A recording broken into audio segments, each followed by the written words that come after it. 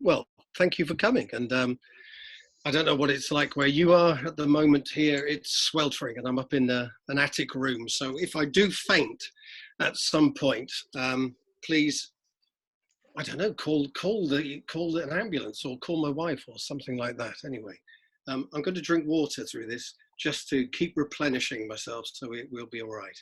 I'm talking, it's about cultural mobility and also about curriculum, and in that order. So I'm going to start off with cultural mobility and gradually move my way down to the idea of what it means for curriculum as we go through.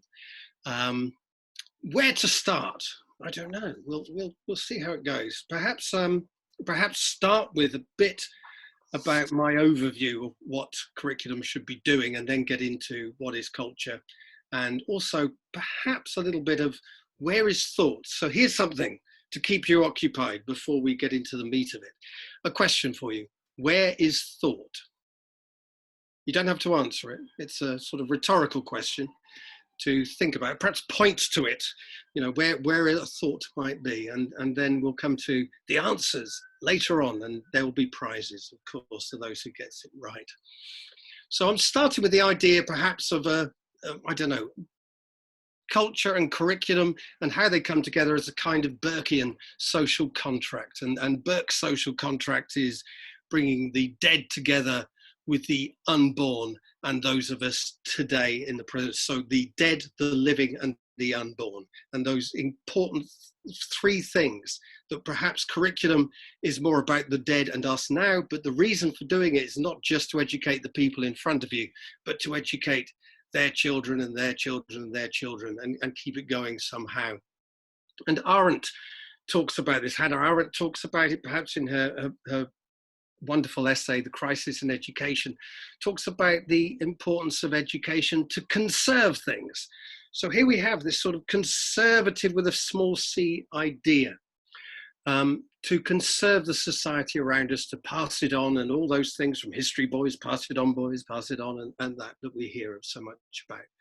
But there's something more to it than that, and that's what I want to try and get into a bit further as well.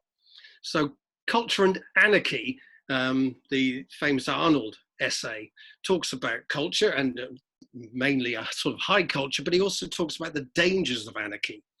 Yet I have a sneaking regard for it. I quite like a bit of anarchy. So what I'm trying to do is meld the idea of the sort of conservational idea, the social contract, but also bring in a bit of, well, free thinking, a bit of anarchy, a bit of danger to it, perhaps, all these little things. And I sum it up in this quote here from Chimamanda Ngozi Adichie.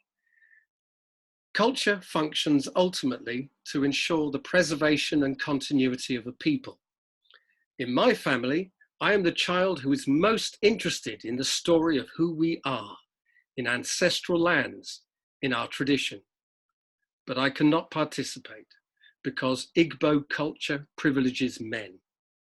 If it is true that the full humanity of women is not our culture, then we can and must make it our culture. So there we have it. The idea there that culture does something important, that it not only is telling us the preservation, continuity, it's telling us stories in that way, but it also has this function of excluding people perhaps, or not including people, and people feeling that it's not serving them. So it's how to bring those two things together. And this is central to my view, the relationship between the culture and the individual or individuals. We need to be free to think, we need to be free to disagree, but also free to fall in love with what we are studying, and any number of points in between.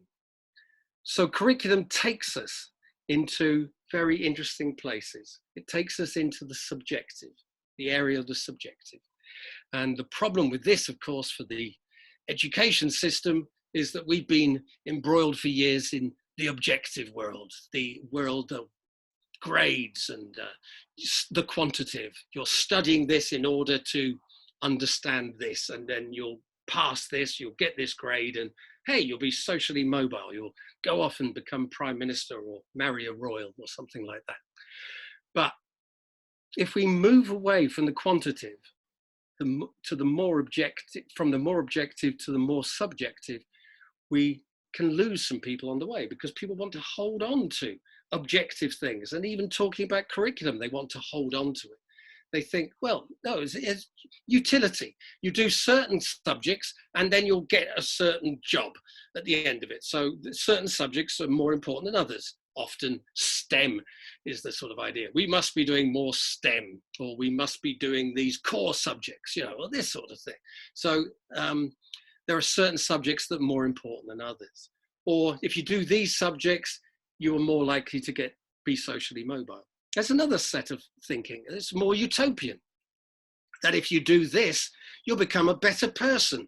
You'll become a nicer person. But also the world will be better if you think the things we're telling you here, and the curriculum is for social justice or character, in other words. We're going to change things in this way. And then there are others who think, well, there's brain-based learning. We're going to make sure we do certain things in certain ways and into the brain, and it'll make the brain better in some ways and make you clever in certain ways. So, and often this is summed up in lots of different ways, but one I quite like is a few years ago when people were talking about play them Mozart because it'll make them smarter, make them more academic, and make their math grade higher. Their maths grade will go higher because they listen to a bit of Baroque music. And then there's other things. Well, cultural capital, cultural literacy, the best, high culture. All these things are really important that we need to teach them. We can say, these are the good things. There's a whole list we can make about this, bung it on a knowledge organizer, and then input it into their minds, and they'll come out with, well, they'll have better grades, but they'll also know the best stuff, and that will help them be socially mobile. Well, I'm rejecting most of those things in various degrees. So I want to say curriculum should not be thought of in the first instance as a list of things on a knowledge organizer. It is more akin instead to a conversation and taking different perspectives on things.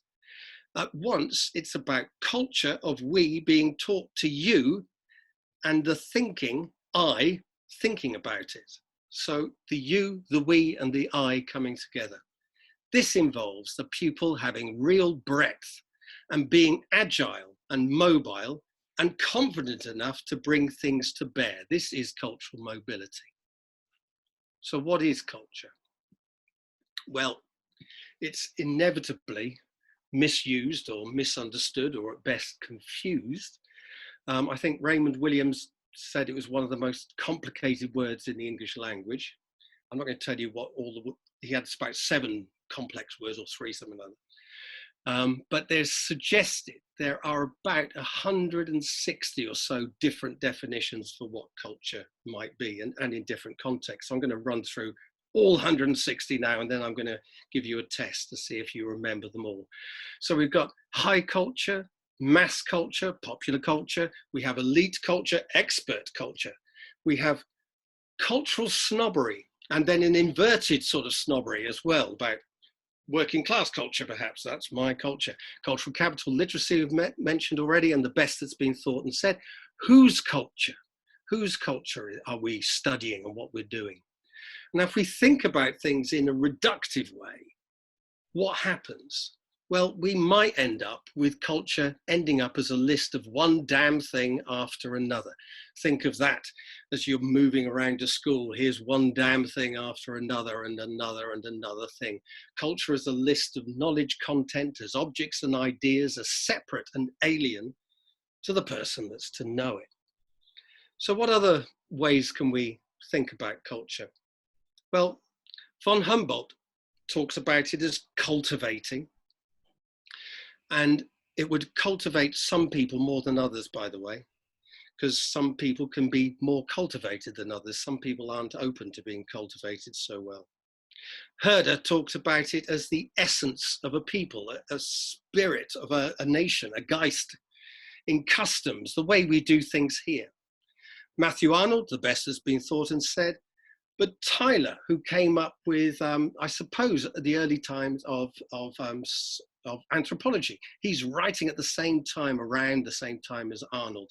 He calls culture that complex whole, which includes knowledge, belief, arts, morals, law, customs, and any other capabilities and habits acquired by man as a member of society. So culture as a whole way of being, if you like, and involving lots and lots of different things. It's not a list of things. Many of those things, the habits and things like that, you wouldn't even necessarily be aware of. But sometimes these merely whole view of culture, so culture as a whole, it can also be associated with individuals and their relationship to the world or worlds around them.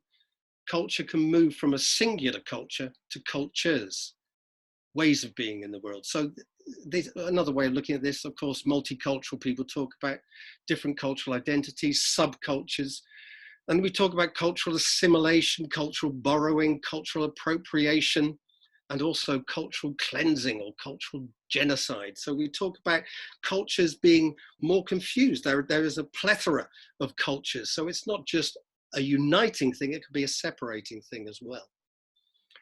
So culture isn't something over there. It's both within and without, known, sensed, thought and thoughtless. It's about us and the world and how we are in the world. Now, Heidegger, who, talking culture, he was a Nazi, all right? But apart from that, he talked about being in the world. Now, I will come back to that later, as it's quite an interesting thing to follow through. But for me, culture for formal education is about how we can make meaning in the world. So it's how we can make meaning in the world. And there are different ways of making meaning. It's how we can navigate and interrogate the world. It's how we understand the world.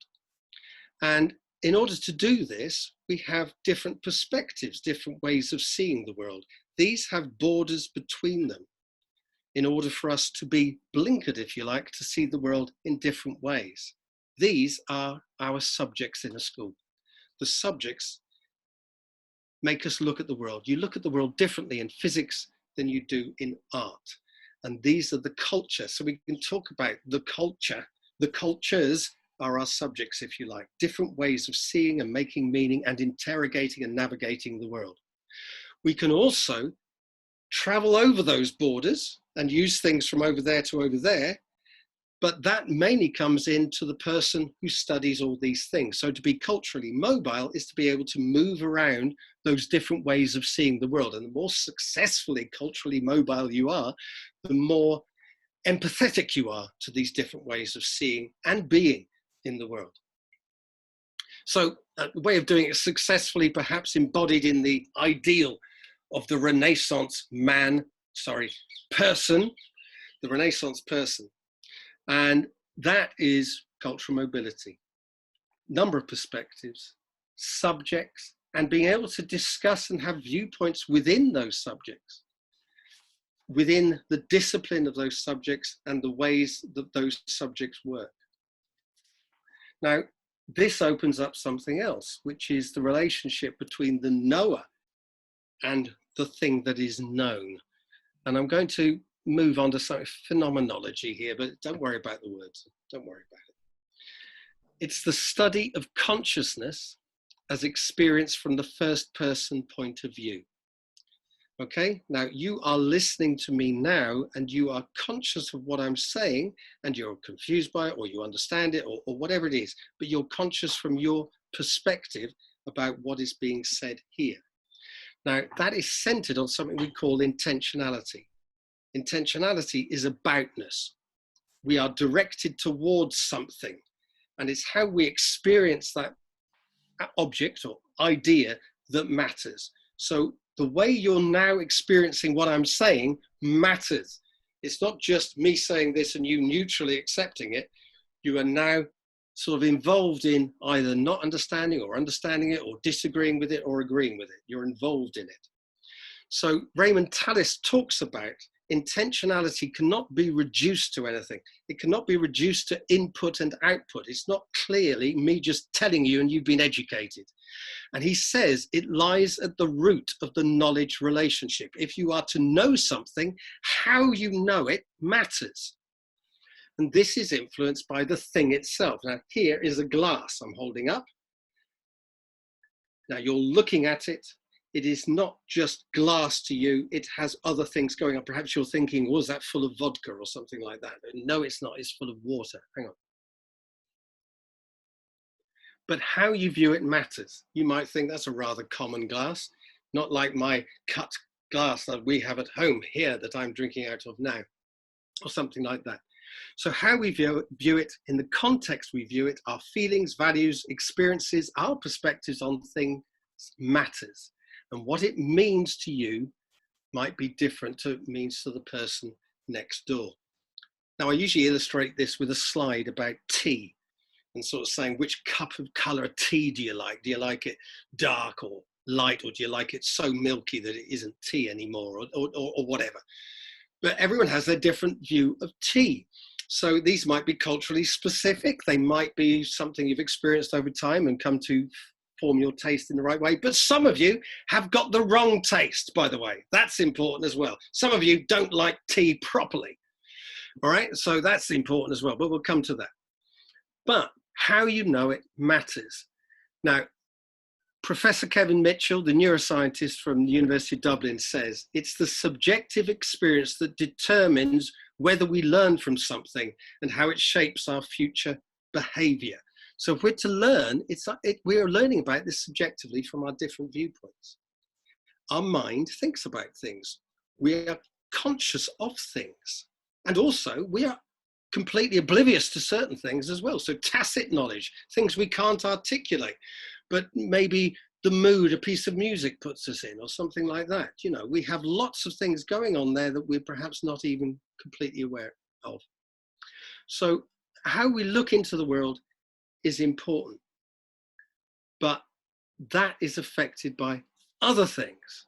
We are encultured. And now, and again, another professor, so I'm throwing experts at you as though, you know, an argument from authority here, but Professor Andy Clark, again, a cognitive psychologist and philosopher of mind, the scientific study of mind demands interdisciplinary effort, incorporating bodily, cultural, and environmental scaffolding. In other words, knowledge comes to us imbued by our way of knowing it, but our way of knowing it is shaped also by the external factors as well as the internal factors, these things going on. So where is thought? That question I asked you. Now think, where is thought? If you think it's in your brain, you're wrong. If you think brain is separate to everything else, then yes, brain is, but mind, yeah? Brain is part of body, and body is part of environment, and environment is part of the further world. And within that, we are socially and culturally made as well. So we're not a brain in a vat. We're not a brain as a supercomputer, or Mary Midgley calls a computer made of meat. We're not just input-output machines. We can't just put something in there and lodge it in the long-term memory. Thought is not just in your brain. What are you thinking about? Perhaps you're thinking about what I'm saying. Perhaps you're thinking, oh God, I wish I hadn't come to this. Other thoughts going on. You might be thinking about, he's talking about something you thought of earlier. You might be thinking in the English language.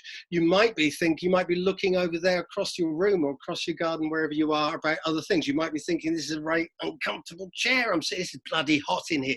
All those other things going on, but they are externally and internally going on. There's a negotiation going on between all these different things. And if you want to focus on what I'm saying and think about what I'm saying, well, I said it. You can't avoid that. You're thinking about what I said. That was from out there. And you're thinking about it.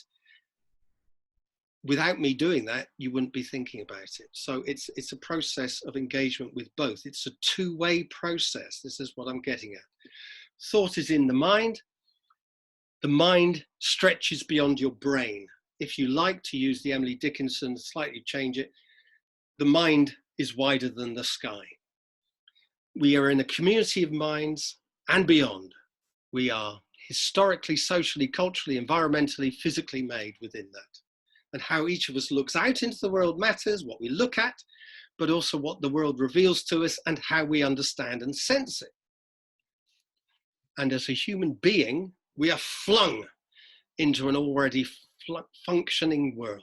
We are being in the world. And this is where I go to Heidegger, the Nazi here. So, Dasein, being in the world. So we are not, as he says, an ego facing a world of objects. Rather, we are completely involved in the world we are flung into. This is the role of culture. We are of the world, not separate to it. We care for the world, and in turn, it cares for us. Culture, if you like, is also our shared intentionalities, where we come together and try to bring together a consensus of subjective experiences, which are then articulated through shared understandings, languages, artifacts, modes of meanings, cultures. And to be able to traverse over these different ways of finding and making meaning is the process through which the I looks at you and we try to make sense of the we, often through things that we say or do and make. So culture shapes us, it shapes each of us, and we in turn shape it. It's an exchange, not a one-way process. Now, the dangers of all this is we get into relativism, postmodernism. We get, oh, our kids can only understand this. There's no objectivity. There's just narratives out there. But I'm saying as well, beware of this. Beware of relativism, because some things are better than others. There is some tea that's better than other tea. Much of it, we can only arrive at these things subjectively, but we do it through judgment. We make judgments. And how we teach making judgments is therefore vital. How we think about the palate, how we educate the palate, how we think about taste, how we think about values, how we think about morality. Mere opinion is not an option here. Judgment is thoughtful. It's educated process. It's part of the educative process. Pupils need to be educated how to make judgments, how to develop their palate, how to think about taste and what they think of the world, morally, etc. It's not for us to tell them what to think, but it is to guide them into the conversations about, because we mustn't take away their freedom to think. If anything, we want them to develop freedom of thought. We don't want them to be the same as me. Can you imagine all the kids the same as their teachers? What a dreadful world that would be. So, my values, unexamined, are the best? No, they're not. You have to put them up for question. You have to question what the best is. You can't just say, this is the best. So, curriculum. Now, I call it, I mean, for me, it's the pursuit of wisdom. It's bringing experience together with knowledge and developing judgment. Those things. Bless you, whoever sneezed. Someone sneezed over there in the world. There you go, I'm reacting. Anyway, perspectivism. There are truths, okay? Some things are better than other things. But we can sometimes only know this through a glass darkly. It's sometimes difficult for us, most of the time we are but human, to actually see things beyond our perspective, even objective things to look at and think about. Even the objective world is, in the end, from the human perspective. But I'm going to Nietzsche now. Here's another one for you. There is only a perspectival seeing, only a perspectival knowing, and the more eyes, different eyes, we know how to bring to bear on one and the same matter, that much more complete our concept of this matter, and therefore our objectivity will be. So the perspectives allow us to see things more clearly. So for curriculum, it's narrative, stories. These huge things are important, but more importantly, We need to bring those narratives into conversation with each other. It's conversation, it's comparison, it's dialectic, it's argument, it's discussion, it's dialogue. It's developing judgment, putting things into conversation with each other and with you and with us. This can be done, I call it intelligent interleaving, if you like. But we study the British Empire and we study colonialism. And by the way, because it's about us here, I think that's more important than studying civil rights in America. Putting it down to where we are and our collective experiences and difficulties, if you like. It's education for free thinking. It brings the you and I into dialogue with the we. So curriculum isn't just a lot of things on a knowledge organizer. It becomes more akin to conversation and perspectives. And it wants the culture of we being taught to you, with you thinking, I'm not sure about this or something, but we don't allow you just your opinions. It has to be educated opinions. That's judgment. So not only, I hate Mozart, I love Stormzy, that's not good enough. You have to be able to dissect what you dislike about Mozart and what you like about Stormzy in context, with empathy and understanding for both, if that has to be the discussion that you wish to have. So culture is about how we're enabled to make meaning in the world. We can be culturally mobile, not all are. Schools should enable us to be culturally mobile. Breadth matters. If you like, another way of looking at it, pedestrian, cyclist, motorist, passenger, skateboarder, scooterist, whatever you happen to be. You're not just that one thing, are you? You do those things and you take part in, you navigate the world and interrogate the world in different ways for each of those things. Funnily enough, if you're a pedestrian one day and a cyclist the next day, as the pedestrian, you probably hate cyclists. As the cyclist, you probably hate pedestrians at points. And certainly as the motorist, you hate cyclists as well, the way they weave in and out. So you have these different perspectives, but it's only bringing those full perspectives together and sort of seeing yourself within there that you get some sort of empathy and slowly build up some sort of idea about the whole truth about moving around the world and things like that. It might not be a perfect analogy, but it might be, I don't know. So we change as we go around the world. Do I contradict myself? Very well, then I contradict myself. I am large, I contain multitudes. That is, we can cultural mobility containing multitudes. And a couple of last things here. Another way of looking at it, because I just want to make sure you get absolutely the thing about truth, that this is not postmodern complete subjectivism. Everything is equally the same. The truth is out there.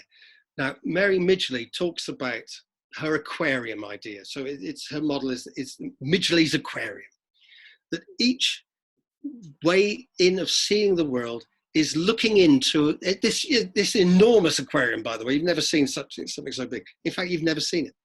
But you're looking through little windows, little ways in, little kinks to see into this aquarium. And some of these windows are really dirty and murky and you can't quite see what's going on. But each of those, if you like, is a way of making sense of the world. The truth is out there and we see it in these little ways. And the more little ways we have, we get a bigger and bigger picture of it. We're never going to see the whole thing probably in our lifetimes. We're never going to be able to stand back that far enough to be able to see the whole. But each of these little sections, these ways of seeing it, help us understand what's going on there.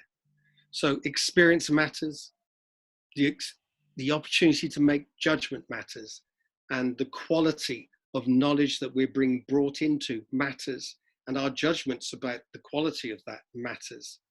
So I think I can make a final quote this is from Athena versus the Machine. We do not teach the best that has been thought and said. Rather, we teach pupils how to make up their own minds in an informed way in order to make an educated judgment about what the best might be. That's it. I can't hear a rapturous applause there.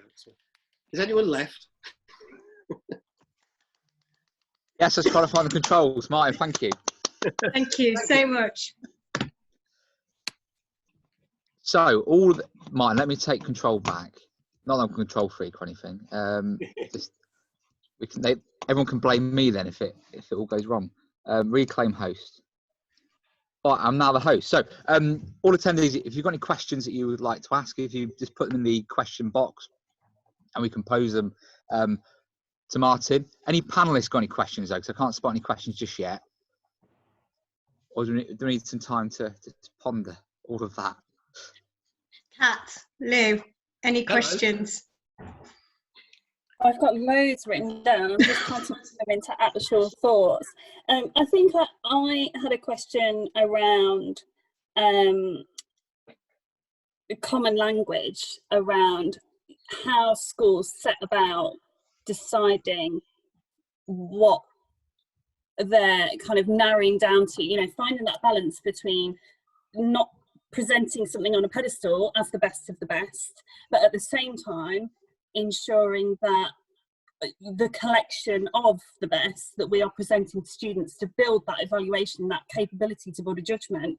How do we, you know, that the contentions that presents, how do we set about that task, I suppose? And that's quite a big question. I appreciate that. I'd like your thoughts on that. It's a hugely important question, because if you're thinking about culturally mobile kids, well, one of that, the cultural mobility over a range of subjects was one thing, but within that subject, you want them to be able to be mobile across that subject, to be able to think in different ways across that.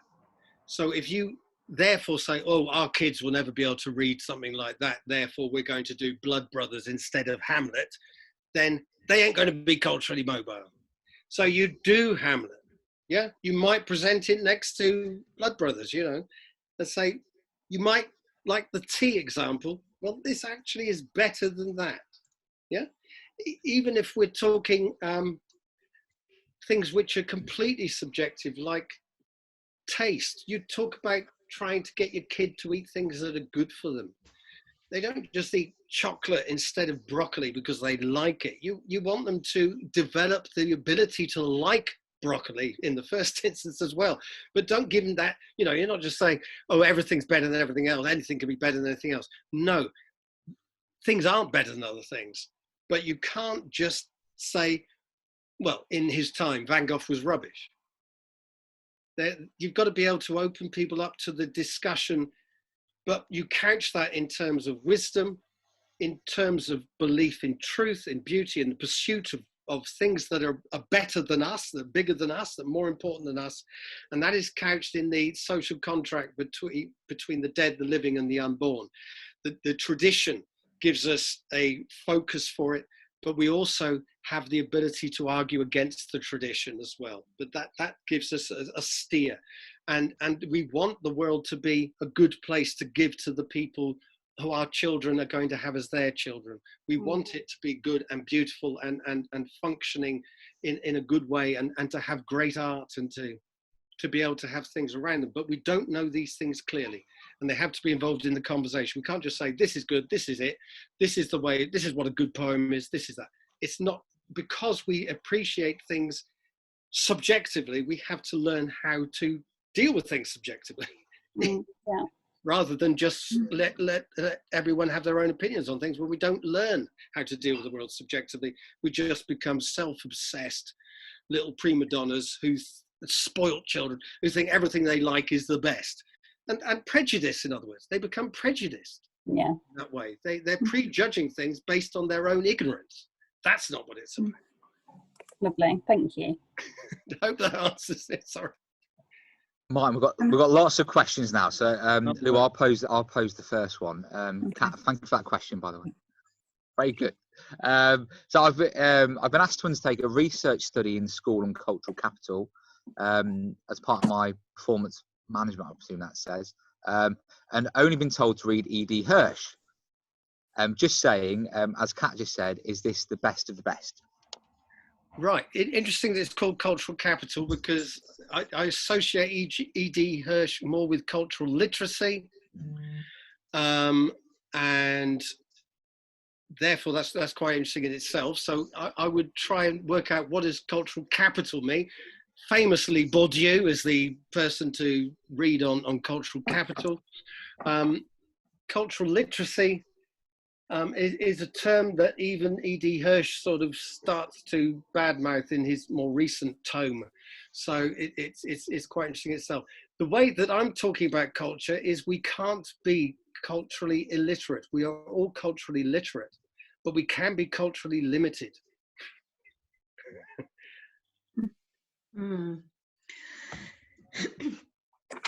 Sarah, I hope that answered the question. Martin, thank you. Didn't answer the question. We Can I pulled just out. ask a question on that? Sorry. Yes, of course you can. Waiting to dive in. And it links to what you just said, Martin, about being culturally limited. And we're delivering this to our students and hoping to give them that breadth of knowledge and experience so they can engage with the world.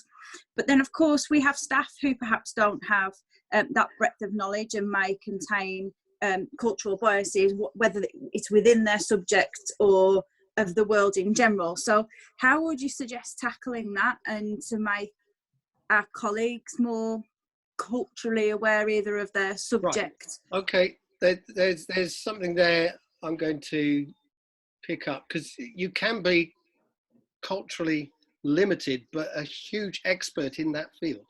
Mm-hmm. And you know, that in itself can be very useful and a very good way of engaging with the world as well. I'm not into saying that everyone has to be into a sort of general level of education. Breadth matters for schools, and I think that's part of our job, is to give that breadth. But the teacher you're talking about might have an absolute, I'm going to call him a physics teacher and I'm going to call him him. All right, so he was a physics teacher and there he is, limited in his worldview and all that, but my God, what a great physics teacher he is. Yeah, so I'm happy with that.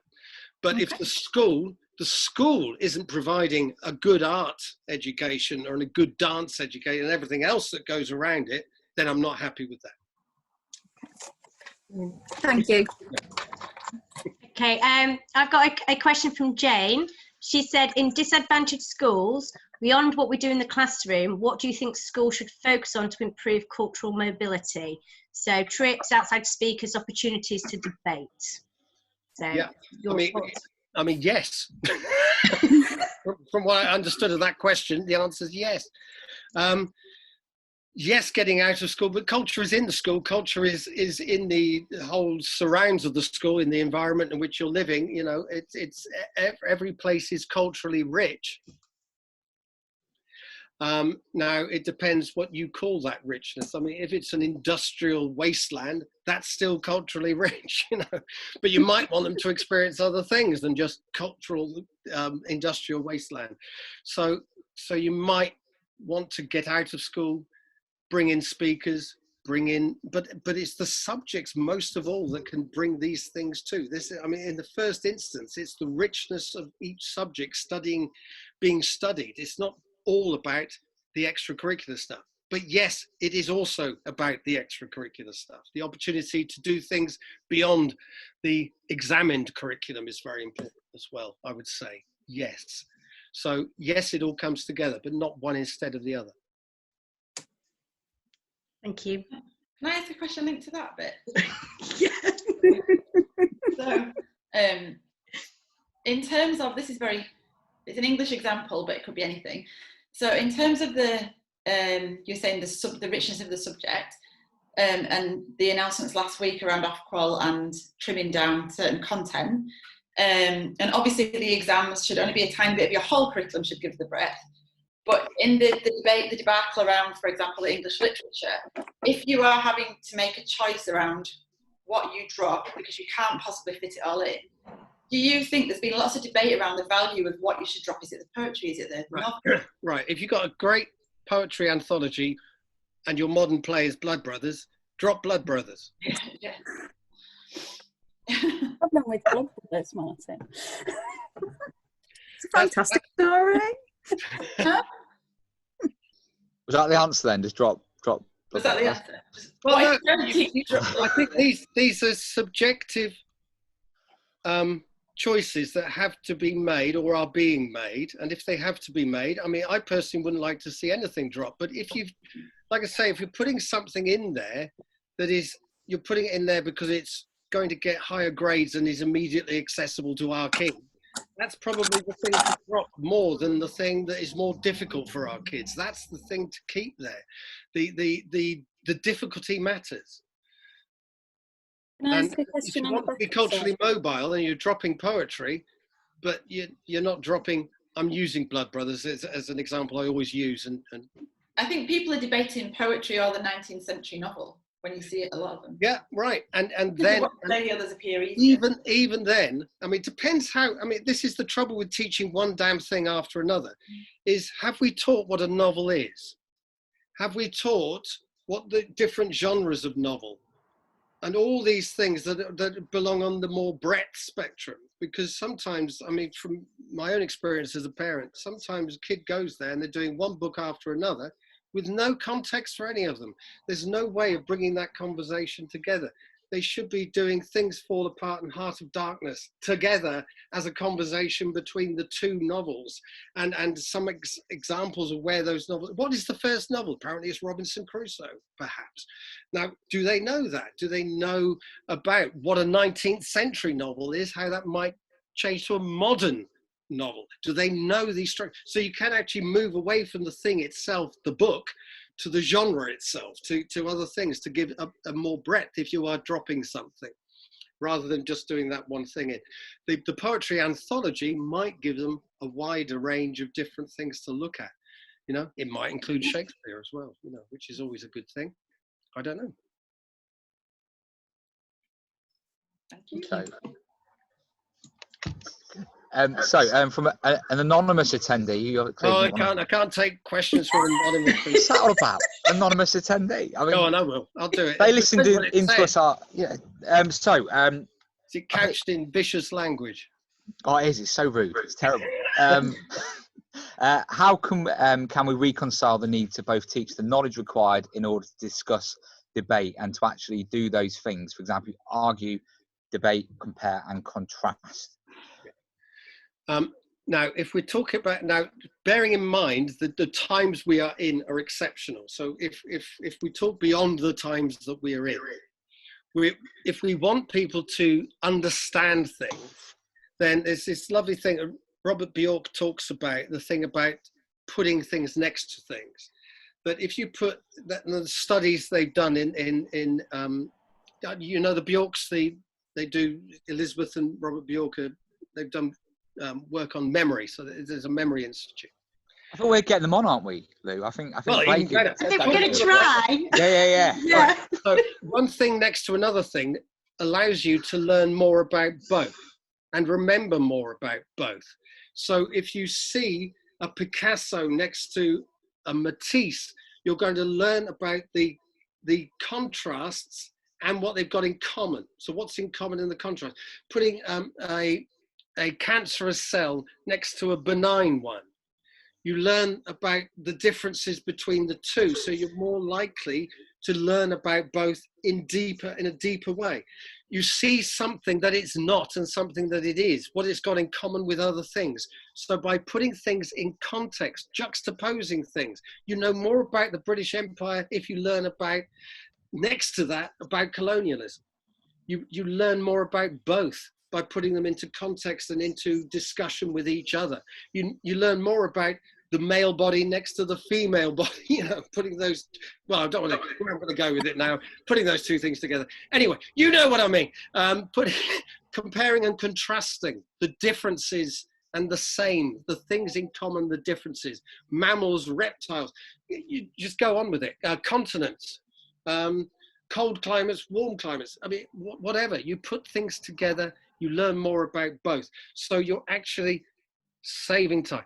And you can, therefore, teach better by teaching a bit more than you do by just trying to plug away at the one thing that has no context, no structure around it, no big web of knowledge around it, no schema. It's just that. And you're not learning it. You're not remembering it. You're jettisoning it. You're not culturally mobile. you're not culturally agile, whatever. Fantastic. On the back, go on, sorry. On the back of that then, Martin, I wondered what your thoughts were. I mean, there's so many conversations around diversity within the curriculum, and what your thoughts were around diversity and the role that diversity within the curriculum plays, or the connection between that and culture and developing students' awareness of culture.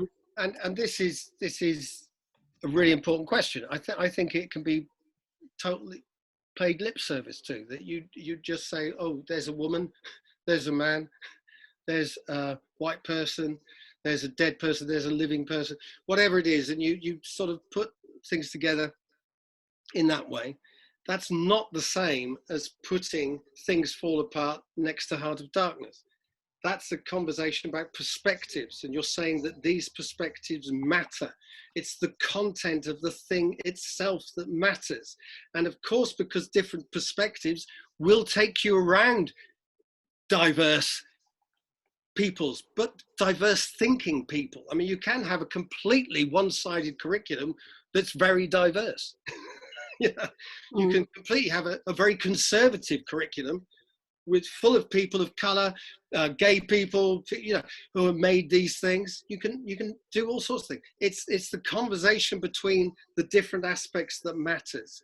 And yes, you're sensitive to make sure that the perspectives really tell a story that clash along, that come in with different values, different perspectives, different ways of seeing the world.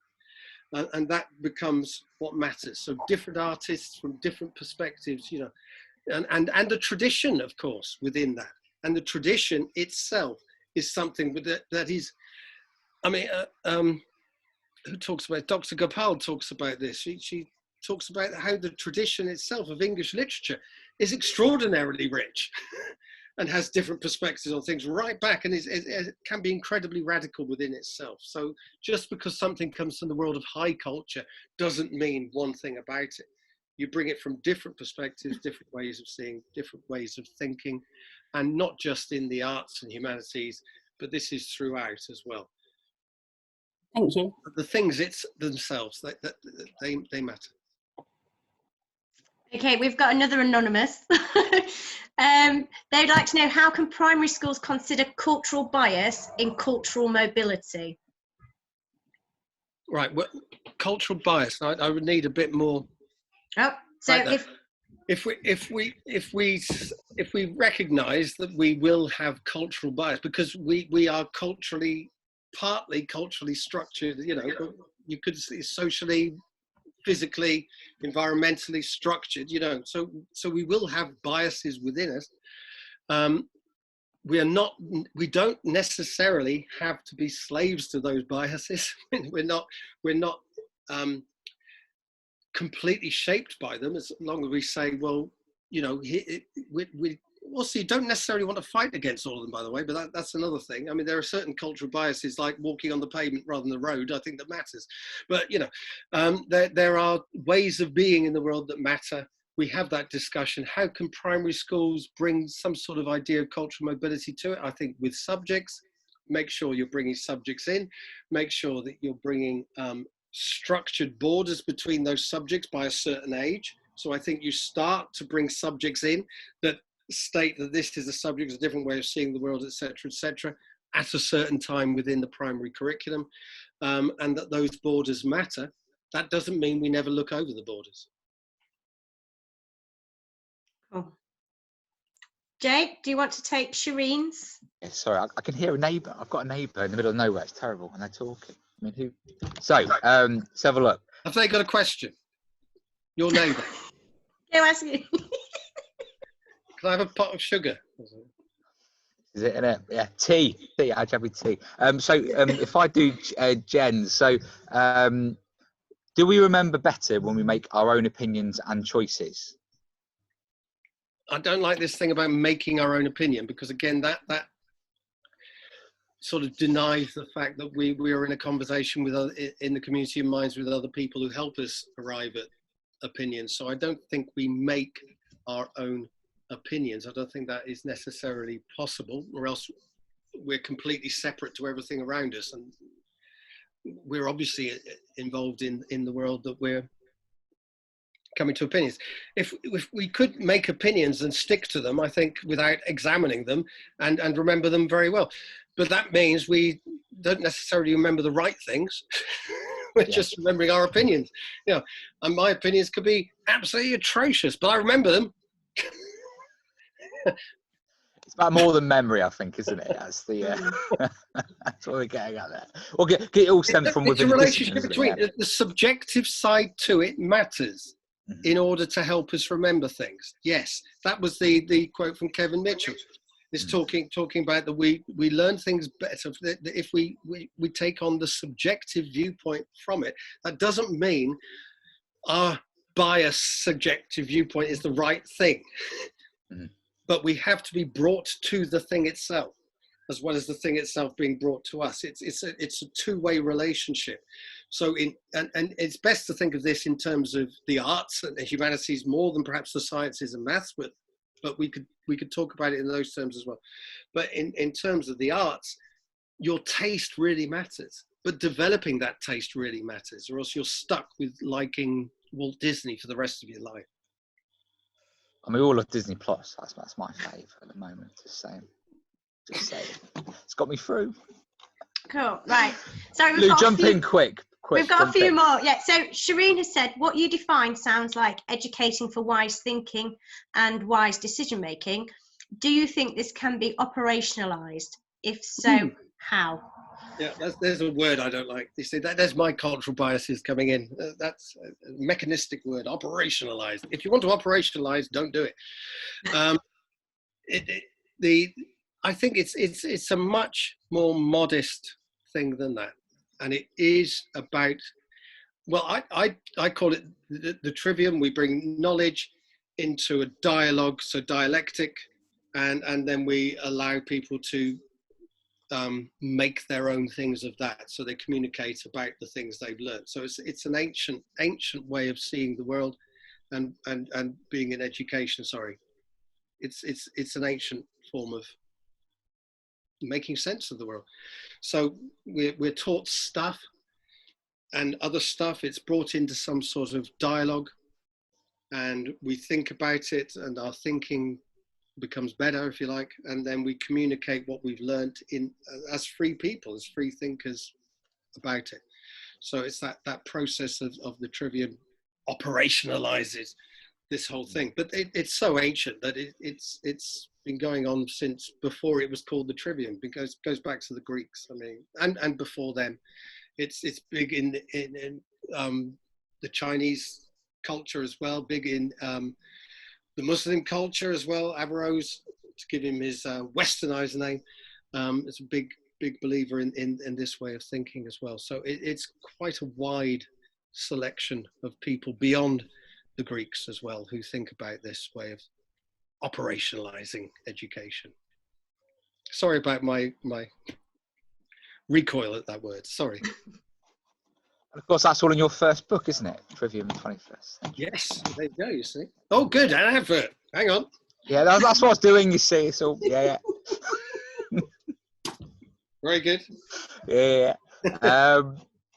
So we've got a question, but it's I think it's to do with diversity again. So how can we ensure that the subjective choices don't end up with our students' curriculum focusing on old white gentlemen? I think you've addressed that one.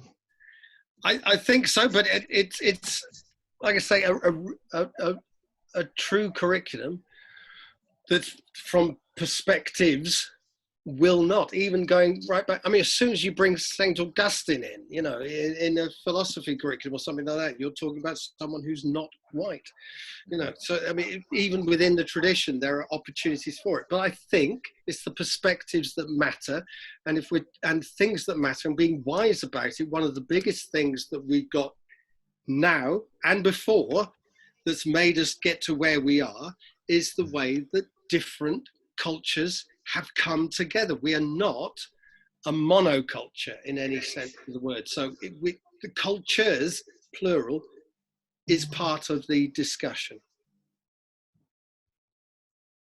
Thank you. Okay, so what are your thoughts on a thematic approach, for example, in the primary curriculum, to draw more knowledge together so they can be contrasted and compared? Right. No. I mean, it might start. You might start off with things which are, Love it. you know, sort of going out in that way. But as you go up, you've got to see things different. And art, learning about art and learning about dance, learning about physics and learning about maths are different ways of interrogating the world. If you just sort of mash it all up, then you're just left, I don't know, with bubble and squeak or something. You just, which is perfectly good, actually, it's perfectly nice. But you haven't learnt about the actual perspectives of seeing things differently. You haven't felt that or understood that, even beyond the knowledge itself. If you just think of it as knowledge at one level, then it doesn't matter what order it's in and where it is. It's not part of a story, or it's not part of a perspective. Then it doesn't matter. Then you can just throw it all together, and it's just bits and bobs and here and there and there. And that's the anarchic view that has no structure. That's just wandering out on any transport you like, go anywhere you want. You know, just get in a car, off you go down the pavement. You need the disciplines. The borders, you need the borders to appreciate, especially when you traverse over the border, that magical moment when you move from looking at something as an artist looks at it to looking at something as a biologist might look at it.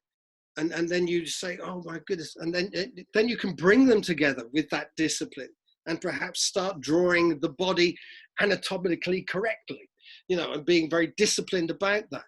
But that's bringing those two things together. Not any bit of knowledge over here, just go Google, Wikipedia, off you go, or whatever, or it's project-based learning.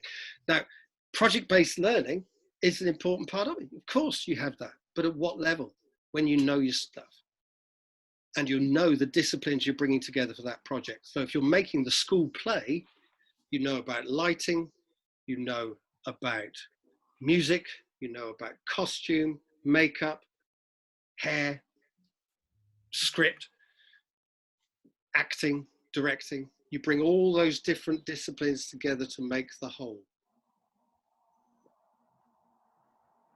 Oh, so I think, yeah, they've added thematic within subjects.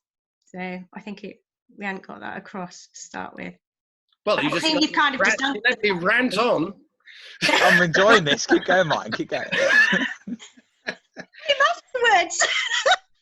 Right. I'll tell you, this is like the one thing after another, one damn thing after another.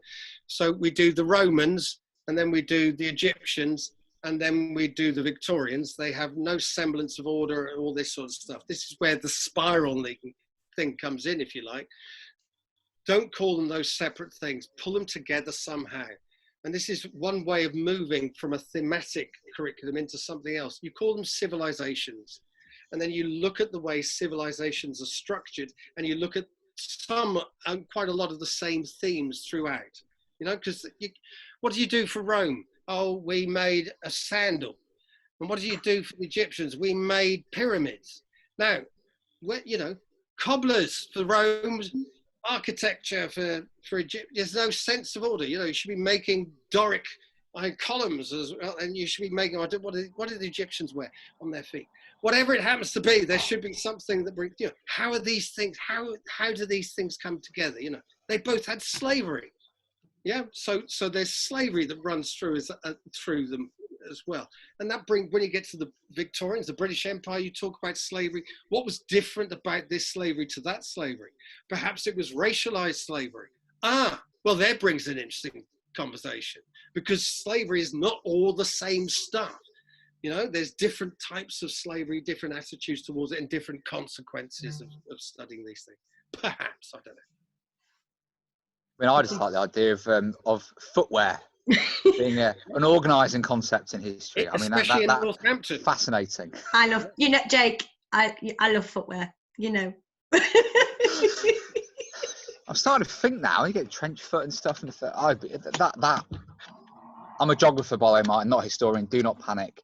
I have no influence on history curriculum. So, Jane has posed another question. So there's a lot of discussion about decolonising the curriculum. Is it better to start from where our students are? Should it be driven by the students we teach in terms of where they are from, or should we focus on the United Kingdom? Well, I mean, I don't. There's so much context behind that question I can't answer because I don't know what the angle is from her school or whatever. Remember, the two things are coming together.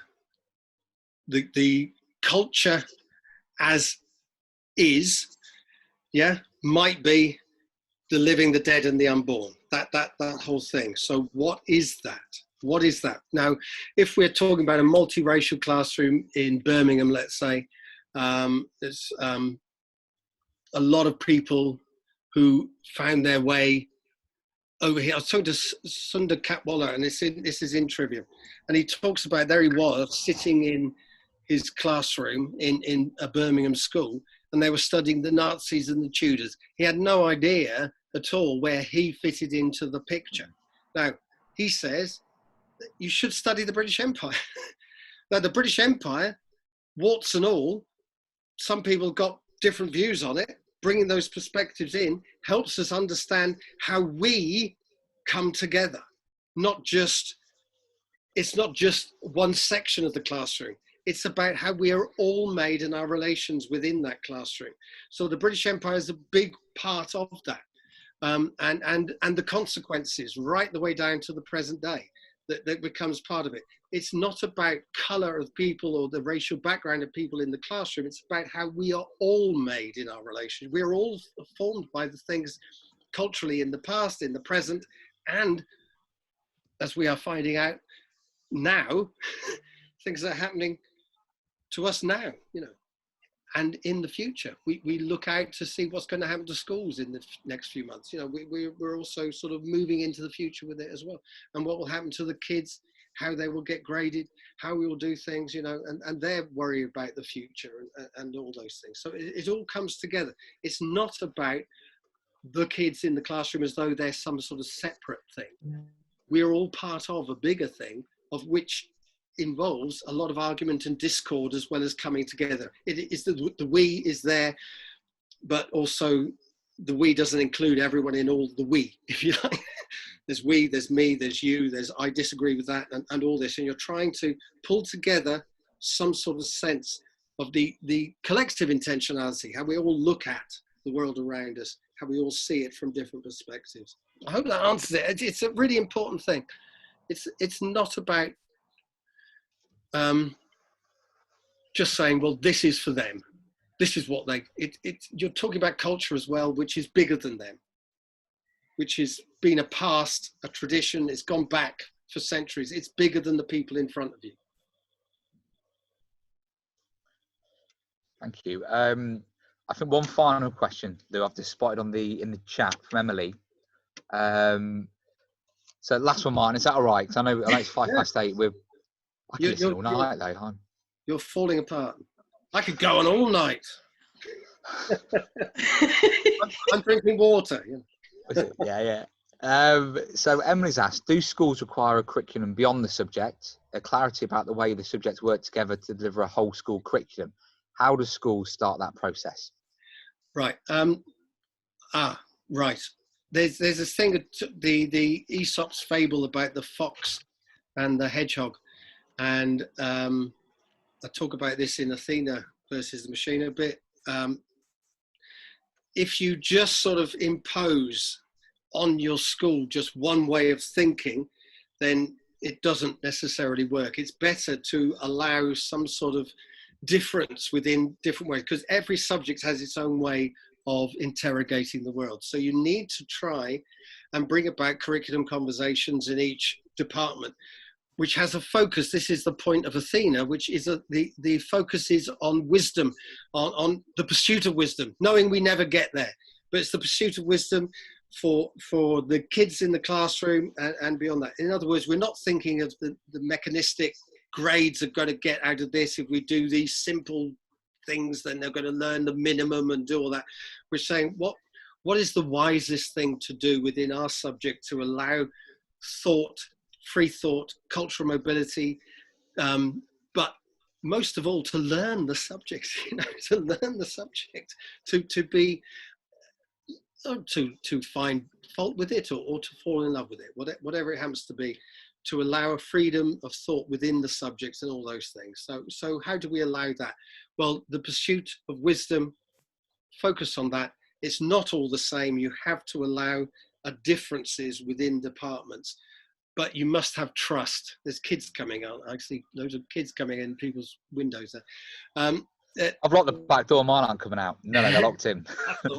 But loads of different. But within that, it must be about trying to bring in perspectives that matter, that really give pupils a way of being within that perspective, if you like, and existing within that and taking part in the conversation. If your kids can converse in that subject really, really articulately, eloquently and beautifully at some point, then you know you're doing a good job. So follow on to that then. That was the last question. It's got a follow-up. Go on. I'm fine. Sorry. So Emily just said, it's not me, by the way, it's Emily. Sorry. Just passing the blame on there. So she was thinking about in a way of, in terms of how we can get school subjects to interact with each other. How could we go about that? Right. And I don't necessarily think that has to be done, because there are dreadful things that have happened in the past. Let's think of a theme, and it's numeracy, right? You, drama teacher, you've got to do numeracy now. Okay? Well, no. Not brilliantly and not to any purpose. So no. But there is one thing. And that is, I think there should be a subject. It's a bit like the IB in the theory of knowledge talk goes that. I think there should be history of thought that is taught alongside, and that unites subjects together. So you would look at things, I don't know, just off the top of my head, you could look at colonialism, but you could look at romanticism, you could look at classicism, you could look at modernism, these things that cut across lots of ways of seeing the world. And they sort of big epochs that we've gone through, or it could be places like Berlin and Calcutta and whatever, these different names at different points. Peking and Beijing, how that changed over time. It could be based on something that involves looking at places and things and people and ways of thinking that cut across subjects. So, the atom bomb going off after the Second World War, and then you could look at Waiting for Godot in one place and various other things. That you understand the world, and that brings a connectivity. It's teaching it in a way that is useful. History of thought, connectivity runs across your subjects, but it's being directly taught as a thing as well, as a discipline. And it might link into philosophy, theory of knowledge as well. Is that the next book then? Well, it's not a no, is it? That's all the questions, Martin. Fantastic. Sarah, Emily, so I hope that answered the question. Pretty well. Thank you, Martin. He's gone anyway. No, it was everyone's still here. This is good. Just massive thank you from us. Feel so just privileged that you've agreed to go and talk to us for an hour and 10. So thank you for going over as well.